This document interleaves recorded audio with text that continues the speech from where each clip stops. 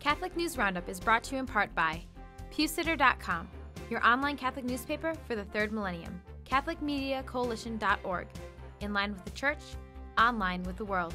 And TheAmericanCatholic.com, politics and culture from a Catholic perspective.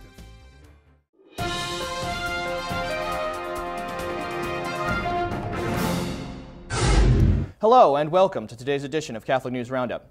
I'm Matthew McAuliffe. Catholics get abortion funding. Planned Parenthood President Cecile Richards is using her influence in the Ford Foundation to attack church teaching. Richards is using her status as the chair of the finance committee for the Ford Foundation to steer $300,000 to the so-called Catholic anti-life group Catholics for Choice. The money will go for what they call, quote, general support to assist Catholic policymakers, groups that empower women of color, and others disproportionately impacted by public policies that affect reproductive health care options. This move is consistent with the mission of the Ford Foundation, known for its efforts to fund social engineering and sterilization projects. Planned Parenthood closing shop. 6 Planned Parenthood clinics in Minnesota have been forced to close their doors after Congress cut Title X funding from its budget. Title X, a so-called family planning program initiated by President Nixon in 1970, targets low to middle income families by giving them access to what Planned Parenthood calls preventative health services. The clinics in Minnesota, scheduled to be closed on August 1st, do not provide abortions, but all 6 of them refer patients to abortion mills. Minnesota Planned Parenthood says the cuts to Title X funding in the state represent an 11% cut to Planned Parenthood's current budget. Pro-life billboards too racist? Another billboard company has caved to pressure from abortion activists, this time on the West Coast. LifeSite News says CBS billboards caved to pressures from abortion activists in California and has taken down billboards that point out how abortion targets the Latino population in America.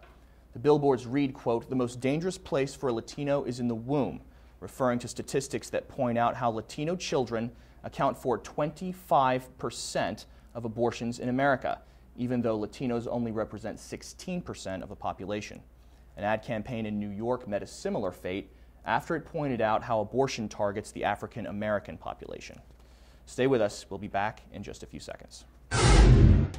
Catholic News Roundup is brought to you in part by NewOxfordReview.org, the voice of Catholic Orthodoxy, in print and on the web, and RenewAmerica.com, expanding the influence of America's grassroots in the cause of freedom.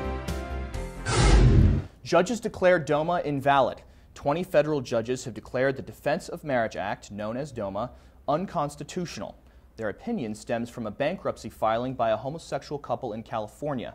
When they filed for joint bankruptcy, the bankruptcy trustee moved to have their filing dismissed because, according to federal law, they are not considered married. The judges then ruled that the Defense of Marriage Act is unconstitutional because it discriminates against homosexual couples by not affording them the same bankruptcy rights as heterosexual couples. Based on their ruling, the homosexual couple's bankruptcy filing has been allowed to continue. In late February, Obama declared that he does not agree with DOMA and said the White House will no longer defend it in court. Panetta appointed Secretary of Defense. Another pro-abortion Catholic has been promoted into power now that Leon Panetta has been named the U.S. Secretary of Defense. Following Robert Gates' announcement vacating the position, the Senate unanimously voted the pro-abort kingpin of the Pentagon into office.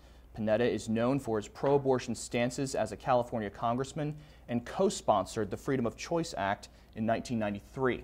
Panetta also served as Clinton's White House Chief of Staff after his term in Congress.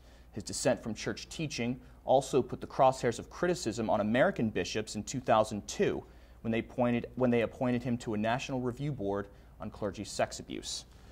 I'm Matthew McAuliffe. Thanks for tuning in. Be sure and tune in tomorrow for your daily dose of Catholic News Roundup right here on RealCatholicTV.com, and be sure to check out The Vortex today, where Michael talks about the infiltration of the church.